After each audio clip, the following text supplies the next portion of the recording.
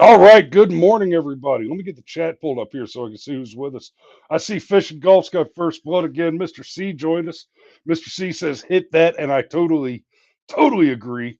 Bet Danny's with us, and I see Steve's with us this morning. Thanks for watching this morning, guys. We're going to be talking about the ostensibly we're talking about squatters' rights, but the real thrust of the story is the effect that the abuse of squatters' rights is having on our economic situation, our real estate market, and our national security posture. I got Mario here with me. Good morning, brother. How you doing? Good morning.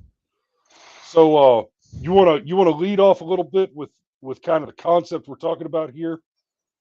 So, right, well, it's related to Larry's coined term of the hostile foreign invaders, and I've started incorporating that into my regular speech as well. I like it so much.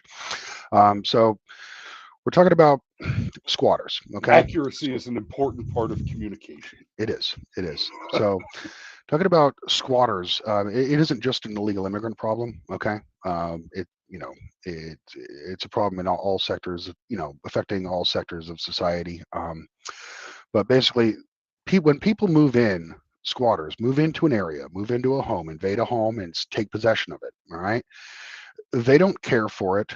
They're not going to maintain it, and what they are going to do is quickly turn that property into, like favolatier, a ghetto dwelling. All right, and it affects the property value and the safety of the community at large. So the general thesis here is that home invasion and squatting terraforms what were otherwise stable, peaceable communities into third world. All right. That's the general idea here. They act almost as if not of their will, but as some type of biological greater macro organism, okay, in destroying the territory around them and creating something akin to from whence they came. All right.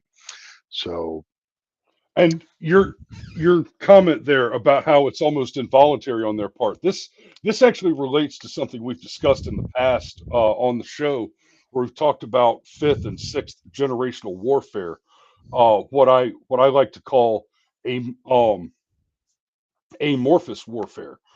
mhm, And that's not to be confused with asymmetric warfare. You've heard of fourth generational asymmetric warfare, where instead of lining up in two lines and just shooting volleys of musket shot at each other, you've got you wear subdued clothing, you wear camouflage, you hide behind rocks and trees, right? You're sneaky mhm, and you're everywhere, right? You don't have a battlefront. You have kind of a kind of miasma of combat activity going on. mhm, When I was in Afghanistan, when you were in Iraq, you've got a base, but it is surrounded on all sides by potential enmity, right? The amorphous warfare that we're talking about is something very different, and it has a great deal to do with communication platforms, communication structures. We saw this happen with Barack Obama and what's her name? Susan, was it Susan Rice? Was the IRS woman that was shuffling conservative 501c3 applications to the bottom to prevent them from being able to work right. and raise money for Donald Trump in particular. Uh, so we saw that whole scandal happen. And I explained back then, look, it is probably truly the case that Barack Obama never personally called Miss Rice and said, "Hey, here's what I want you to do. Here are your marching orders." Instead, it's a someone please rid me of this priest tactic. Obama makes it very clear. Biden does this very well as well. Makes it very clear to his constituents, his voters, his like his BLM activists and the other BLM Planned Parenthood groups like that. The Yep. violent militarized uh, organizations. And yes, I included Planned Parenthood in the violent militarized organizations. You should think of Planned Parenthood the same way you think of German scientists in World War III. Or I'm sorry, in World War II. We're in World War III now. We're referencing World War II. Um, you should think of Planned Parenthood as in the very much the same way as you would those eugenicists. And so what's happening right now, it's it's not so much that they're being explicitly told, hey, we're picking you up and moving you to America to do X. Instead, what's happening is they're being carefully ignored across the border, and in other places, we know already, like this is not some theory. This is incontrovertible. Biden has admitted to it. They're flying these criminal aliens in on private chartered planes and dropping them off all over the country. Not right. We thought when we first saw the evidence of this, what we thought was happening is that the aliens were coming across the border and then getting picked up in Texas and then distributed across the country. It turns out those immigrant flights are not being picked up in Texas and then distributed across the country.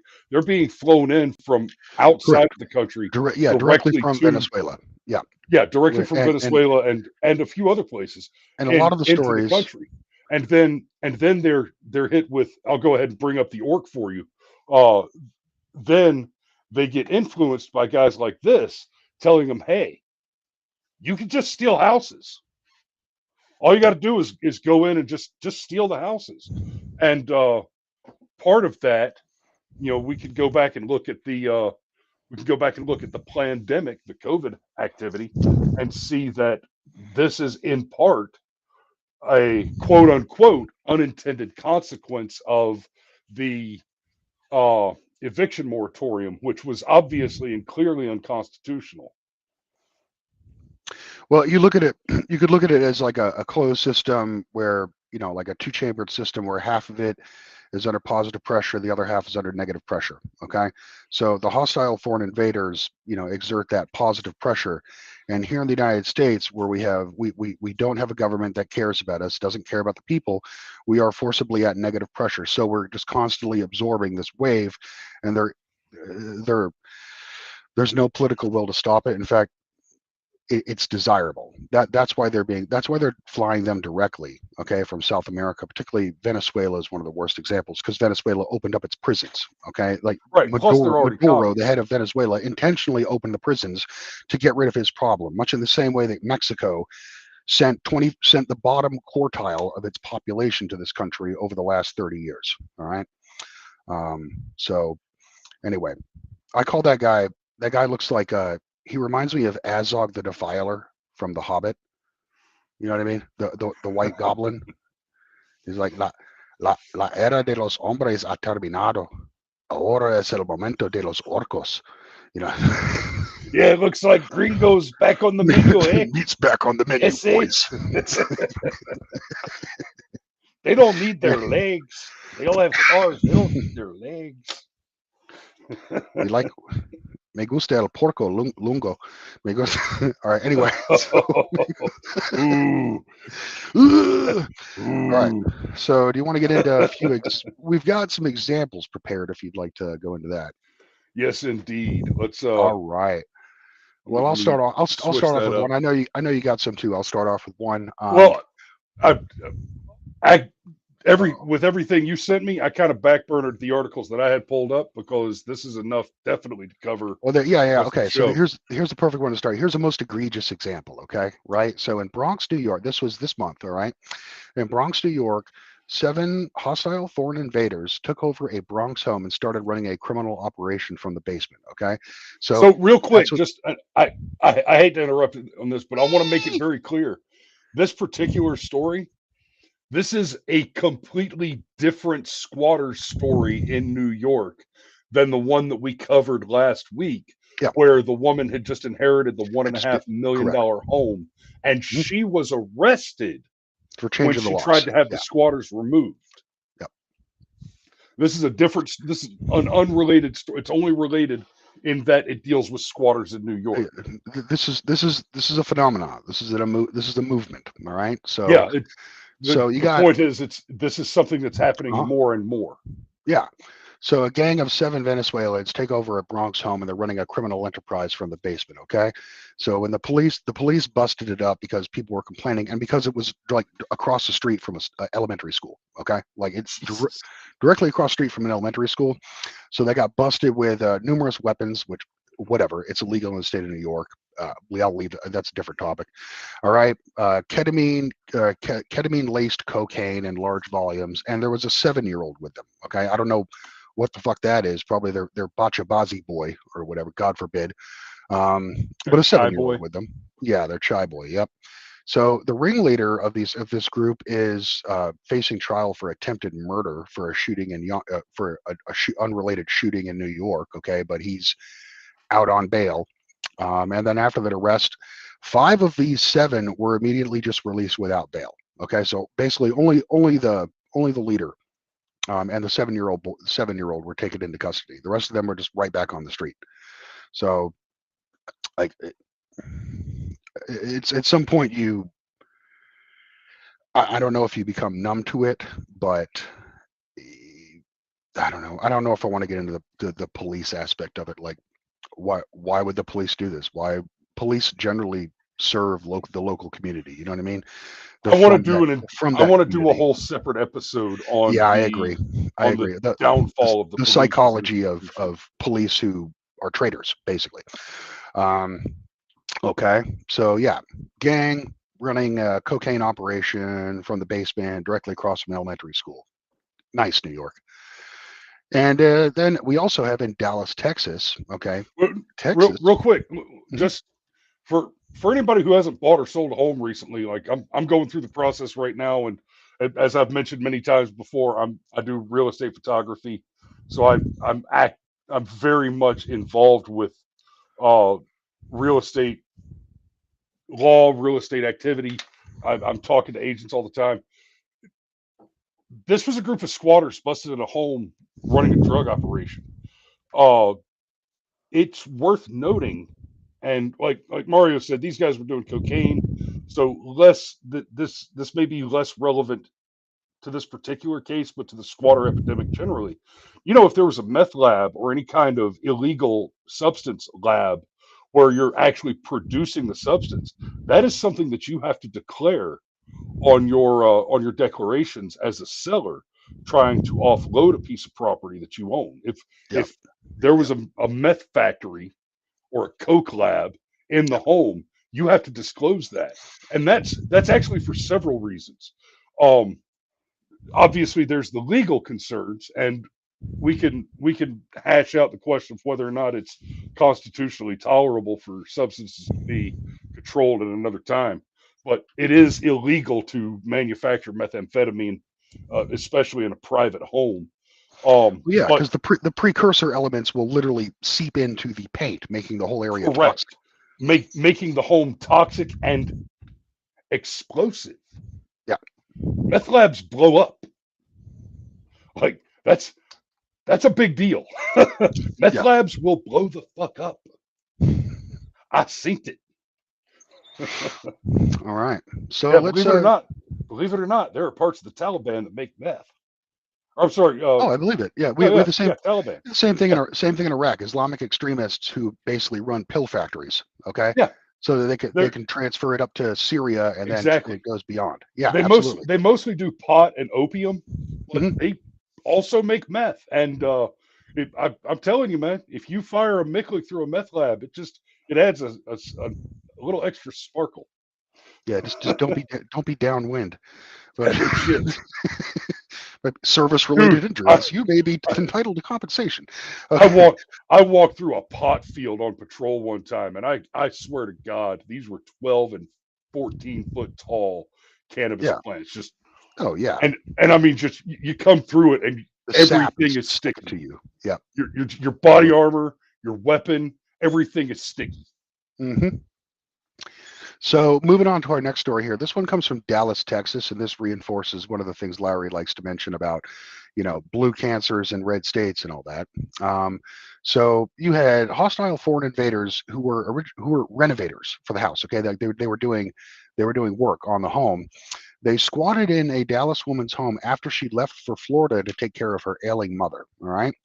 So while she was gone, one of the neighbors alerted her to that, they were living in the house and that they were trashing it, and they turned it into a drug den. Okay, so when she came back, they found crack pipes, needles left in the house. All right, and here's the most brazen part. These HFIs, okay, we'll call them. They had a yard sale at her house where they sold off all of her stuff basically to finance their drug operation. Jesus. She had to hire an attorney. Like basically, normally in a situation like this, it should be you just call the sheriff and it's done. You know what I mean? Sheriff's going to uphold private property rights, okay, and they're going to evict these people, but not in Dallas, of course, blue cancer.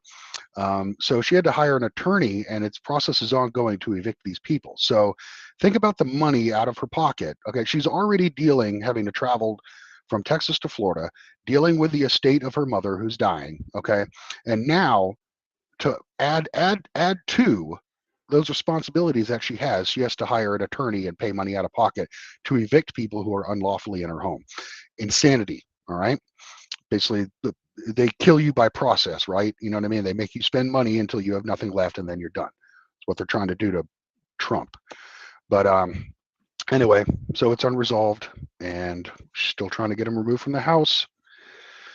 A terrifying example would be in Santa Teresa, New Mexico. All right, there's a middle school which is only a few miles from the border that's been locked down twice because the HVIs have been squatting amongst the students. Now, understand this is New Mexico, so most of the children at that middle school are probably either anchor babies or HFIs themselves. All right, so it's basically a perfect terraforming, right? It's the perfect environment for them to basically just slip in, and they won't be noticed, they can't be accounted for amongst the other students there. All right, so anyway, they had to shut down the school twice to clear out Squatamalans, okay, who were you like that?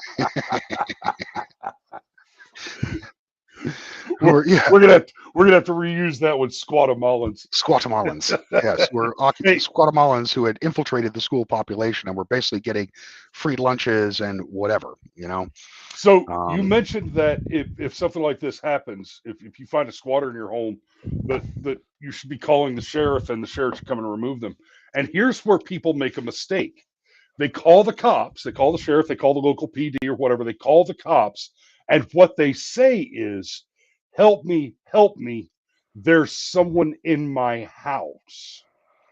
And then when the police arrive, the squatters make the claim, no, we're renting. We're renting. We live here. And then in New York especially, all they have to do is produce a utility bill. If they can and by utility bill, keep in mind that's all they need to vote bill, as well. Say again. That's all they need to vote as well in a lot of blue states. And that utility bill can be as simple as, I bought a track phone at Walmart and I gave them this address. So the problem with that is that I can go to Walmart today, buy a track phone, pick some random address. Hell, it could be one that I found on Airbnb.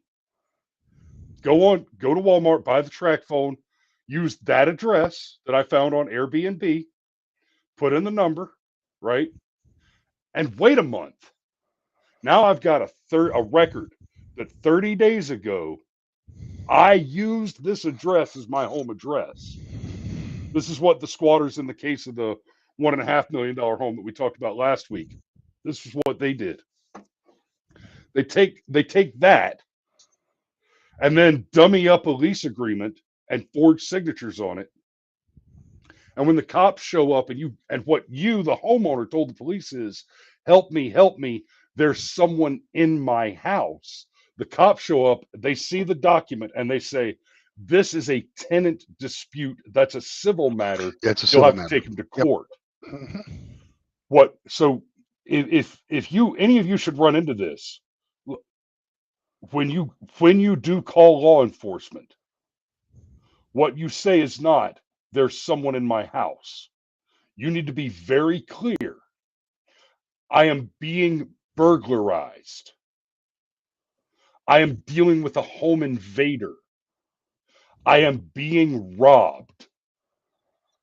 If you say there's someone in my house and you haven't used those key phrases, burglarized, being robbed, home invasion, the police come with a very different attitude if you just tell them there's someone in my house. Because that could be, hey, my cousin got shit faced drunk and he's talking about, he keeps saying that the trannies are people and I want him gone, and the cops don't care. What? Anyway, so well, well, you kind of threw me off with the trannies there. So trannies are people. You need to leave, bro. No, you. That's it. That's So it. No more yeah, mushrooms for you. yeah. So um, You'll just have to remain to little say, Mario. yeah. So right. So think about like this squatting issue is a like a second, third tier effect of having no border security whatsoever. In fact, having opposite border security. Right. So now think about the second and third tier effects of people squatting in a home illegally. Okay. Now, what I was going to mention, a bill was passed in Florida last week, which specifically outlaws those exact practices that you spoke about. Okay, Chris. Yes. So And that they're needs to be and subject that to needs to be immediate repeated eviction. by Abbott Yeah, and Kemp and every other nationwide one of them. should be nationwide. But I mean, it won't be. But for God's sake, Texas, like what are you doing? Like Right. I, I've watched Texas failing for 30 something years, I guess, since I became politically aware, and it's sad to see. We only have so long under this republic in its present form. But like I said, another topic. So think about it. So HFIs, okay, illegally occupy a home and start running a criminal operation. What does this do? Think about what this means for the neighbors. All right. So they no longer feel safe conducting their normal business, even going outside. Would you let your children play outside when there's basically HFIs next door running some kind of operation, and there's strange people you don't know coming in and out of the house at any given hour? Of course not. So you're turning the people who live in that community rightwise into basically prisoners within their own property because they're scared to go out because they don't have the basic requirement for any group of people living together under some sort of social compact, which is physical security. If you don't have physical security, you have nothing to build on. All right. That was the problem trying to rebuild Iraq. Okay. You're trying to build a house on sand where it's shifting, the sand dunes shift every single day because of that lack of security, and basically shit pops off at any given moment. So what does that compel the people to do? Well, they want to list the house and they probably want to sell if they can. All right. And a lot of people did. All right. You could say there was a bit of terraforming during 2020 during COVID and after the election, where conservatives in blue states picked up and fled for red states, places like Texas, Florida, North Carolina, you know, Georgia, but I think the people coming to Georgia had ulterior motives. Um, but what about people who can't afford to move? Okay, there is such a thing as being too poor to escape. Okay, because it costs money to move. Those people are trapped. All right, and they are going to be that human collateral damage that on a long enough timeline, they will be subject to these people. They will be victims of crime by these people. They're trapped. They can't leave. And they are basically that human chattel that will be either killed or absorbed by this macro organism, which is, consuming the country. So we talk about, like I said, positive and negative pressure. Positive pressure exerts, negative pressure gives way, and it accelerates. So it's like Rush Limbaugh used to say in the 90s, that great sucking sound. You know what I mean? That's what you're seeing. That's what you're seeing nationwide. Anyway, I'm rambling. You want to No, reel me no, in? you're I want to go ahead and and bring this guy up because we'll close on this. I'll throw a little anecdote in there. We'll touch on this because Unverified Bear mentioned purple pingers, and um so we're going to talk about purple pingers real quick. What's that? Just yeah. So can you see the comment that I just put up there? It's a problem in all nations. Came across a Twitter/X page which is specifically geared toward publishing the locations of empty houses. Right. So this so apparently it's shitrentals.org, purple pingers. He says, I hate real estate agents. Join your union X. And he says, show me the real estate agent and I'll show you the crime. Oh, really? Just want to say, I know we have our fights and don't agree on everything, but I really appreciate you all putting aside our differences to fight the real enemy, Seppos. And what this guy's doing is, he's collecting the addresses of vacant properties and publishing them to encourage those without a home to squat in among the while there's a crisis going on. Yep. So basically this guy is actively working, and this is part of that organization that we were talking about earlier, that fifth and sixth generational amorphous warfare, where this cat is going out of his way to put the information out there, kind of will somebody please rid me of this priest? He's going out of his way to show people where the homes are that they can go and squat in. He's actively helping criminals commit crimes, right? Now, the heading here says, Purple Pingers joined us to run us through how he is listing vacant properties to help people with no home get a roof over their head, legally. And that's false. It's not legal. Breaking into a vacant home and occupying it without permission is a crime. But you can tie up the owner in the process, though. So it does give you time if you do this. So yeah, well, I mean, you can't have a successful invasion, all right, without collaborators. You know what I mean? That's why it says if you have one bullet, who do you kill? The enemy or the traitor? You kill the traitor. Okay? Obviously. Yeah, because the traitor creates that negative pressure that allows the aggressor to invade and take over.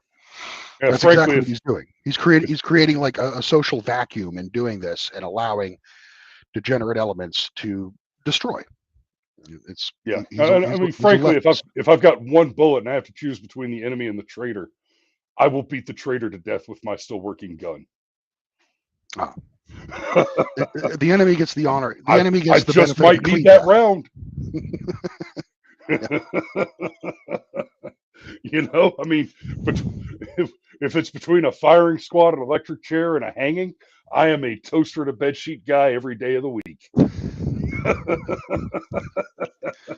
You can bring the kids to a public hanging. You can't bring the children to a public toaster sheeting. No.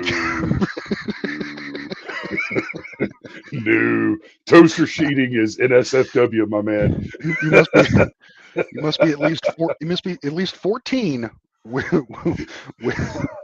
parental supervision to witness a toaster sheeting. I told a battlefield commander one time that hey man, you say go and I'll walk out there blue and naked with a toaster and bed sheet and I'll solve every problem you thought you had.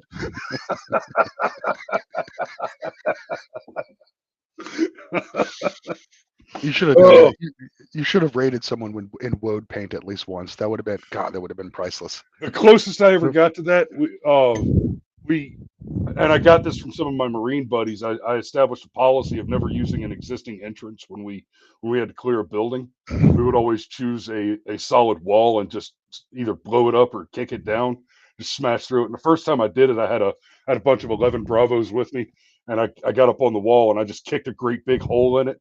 And as soon as the wall fell over, I stomped through, rifle raised, and I said, "Oh yeah!"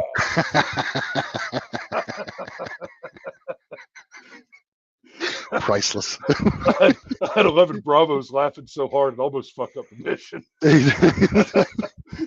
It was almost, but not quite, almost a real problem.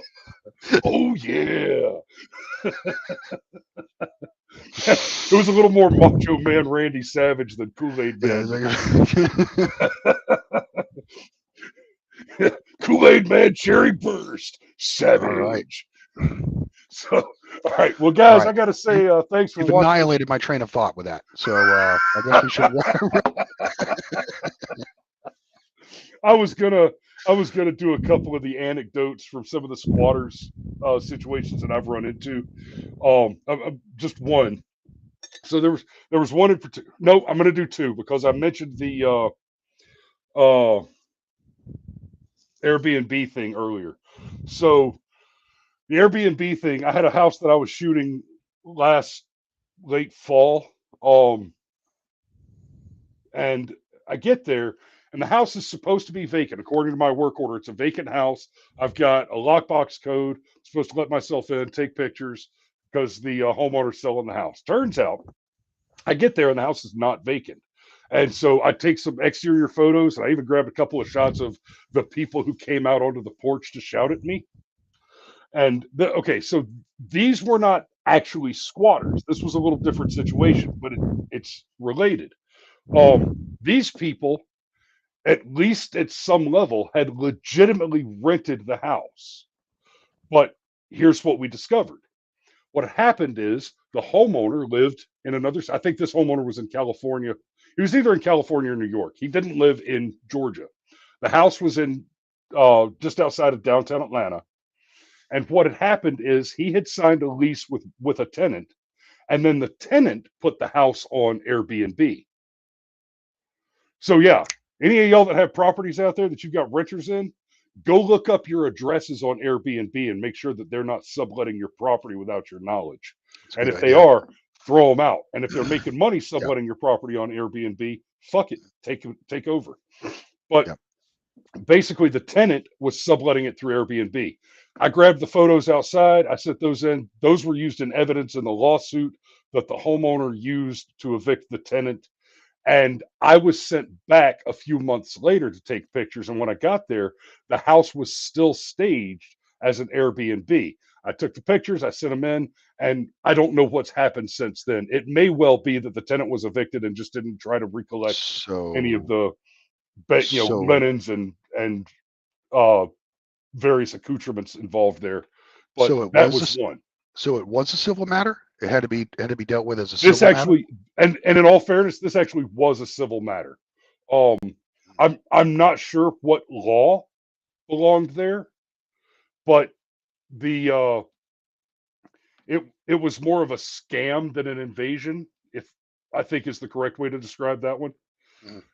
Another one that I encountered, and this was the worst one that I found. And Mario, you and I were talking a little bit before this, and you said something about once a squatter is in one of these homes, it's going to be favela tier trash in weeks, days. It's days. So this other one, it was another out of town investor, and this was one where he had bought a depressed property and had it remodeled, and then ordered photos for the sale.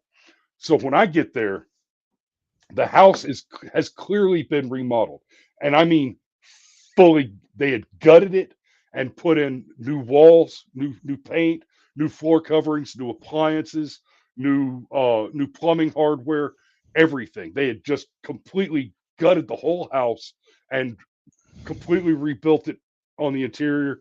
Shiny fresh paint job, new roof. I get inside, and while they are obviously freshly painted walls, there are holes punched in all of them. While it is obviously brand new floor coverings, the floor coverings had been smashed up. The the obviously brand new appliances, the stove, the dishwasher, the refrigerator, the oven, the microwave had all been ripped out of the counter moorings and smashed through things, to include the microwave having been thrown through the rear window. Pure There spite. was trash. There was dirty laundry. I mean, just a carpet of filth all over Mhm. the house.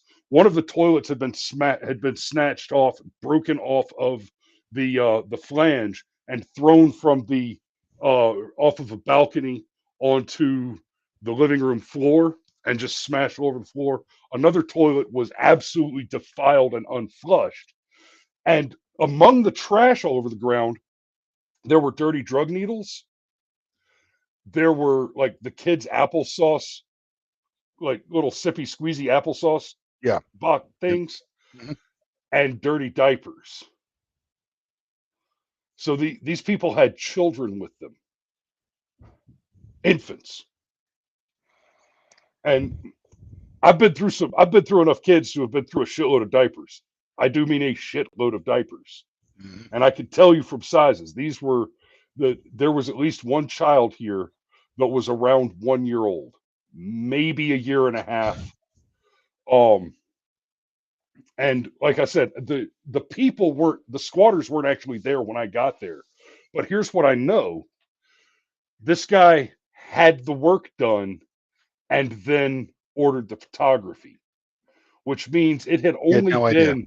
it had been less than a week since Yeah. the last time a contractor was in that house working, and it had been destroyed on that level. And the investor had no idea. I called when I saw what was happening. I called the agent. I had the agent put me in touch with the investor.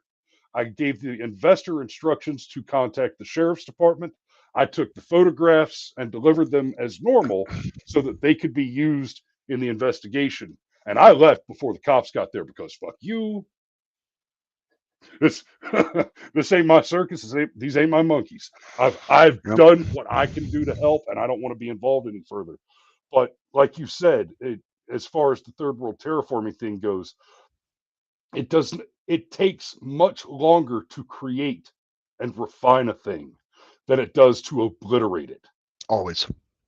Always. And the left represents the forces of destruction. They don't create anything. They seek to subvert and destroy. And it's Correct. wow, that's brutal. So what effect would that have on the homes in the area though? Having a house completely gutted and trashed like that? Frankly, that's going to be a large insurance claim. That's Mhm. that's all you can do. So it's gonna You're going raise to the file a insurance. gigantic insurance claim. You're going to remodel the house Mhm. again, Yep. and And the sell it. neighbor and the neighbors will pay for it in one way or another. So Yeah. yep. Yep. So Um, the fact that that incident occurred will depress the property value of the entire neighborhood to mhm. include the value available for that homeowner to earn on his sale.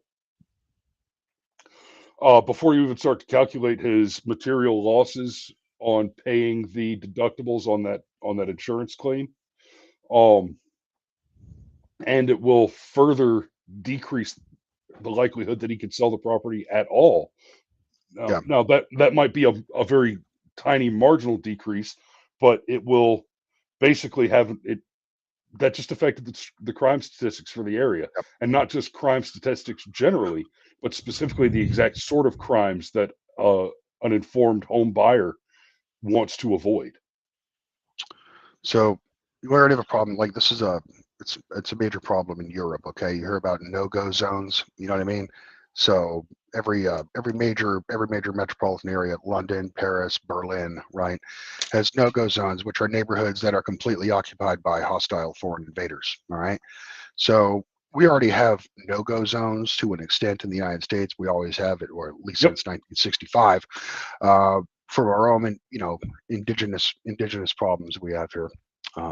Not indigenous, but foundational problems. So, how long do you think until we start seeing? There is one. There actually is one in Texas. There's a town that was taken over by illegal aliens, and they're actually flying a Mexican flag there. It's like basically a trailer park community. I should, I can't look it up right now. But yeah, you have It's no-go I know zones what in you're talking about. Texas. Yeah. We have one in we have one in Conyers, well, in Rockdale County. I don't know what it's called now, but it used to be called uh, Sunrise Trailer Park. Hmm. We've always referred to it as Slum Rise. Yeah. Back when I was working, God, this is 20, 25 years ago. I was managing a couple of Papa John's around Conyers. We had green, yellow, and red light zones, right? Green zone, you can deliver pizza to anytime you want to. Hmm. Yellow zone, you don't go after dark. Slumrise is a red zone. We do not deliver. Yep. You are inside our delivery radius, but the Hmm. likelihood that our Yep. drivers get robbed in your neighborhood in broad daylight is so high that we will not risk it. Which means, yeah, someone in the chat mentioned Dearborn, Michigan. Yeah. Yes, that is absolutely Cindy correct. Cindy mentioned Dearborn. That's a great Yep. example. Hmm. Dearborn is an especially great example because what happened in Dearborn is Barack Obama explicitly went out of his way to ship in a very specific demographic Yep. of hostile foreign invaders for the express purpose of electing a hostile entity Correct. to a U.S. position. That's why he was referred to as Johnny Aliseed. Yeah. Johnny Aliseed, Obama. Um, right, but once that no-go zone exists, okay, and by no-go zone I mean an area where beyond just the racial demographics, I mean an area where citizens do not dare to tread. Okay, once that no-go zone has been achieved, then that is the terraforming. The terraforming is complete. They have recreated their country, the conditions that they supposedly fled from in your country. And then it creates pressure all around it, and people want to flee. And to be honest, I mean, there's not a lot of places to flee to anymore. And I think we've had the wrong approach maybe since 1965 in dealing with urban blight, and because it doesn't stay in the cities, it will continue to creep outwards. That terraforming process of turning what was once a first world prosperous country into a third world country with no rule of law, just the rule of the jungle. So One might even say a shithole country. indeed, indeed. All right. Well, I got to If put a pin in it there. Mhm. I got to get up in Duluth. All right. So thanks for watching this morning, guys. Uh, we love you. And so a little bit of housekeeping, real quick. There will not be a show tomorrow morning. I've got some other stuff. I've got to be down in got to be down at the new place early tomorrow morning, so I won't be around to do a 7:30 show tomorrow. So we will see you on Wednesday. Y'all be safe out there. Mario, thanks for joining us this morning. We'll catch you next time, brother. Yep. Take care, everyone. Happy. All right. And there it is. Take care, guys.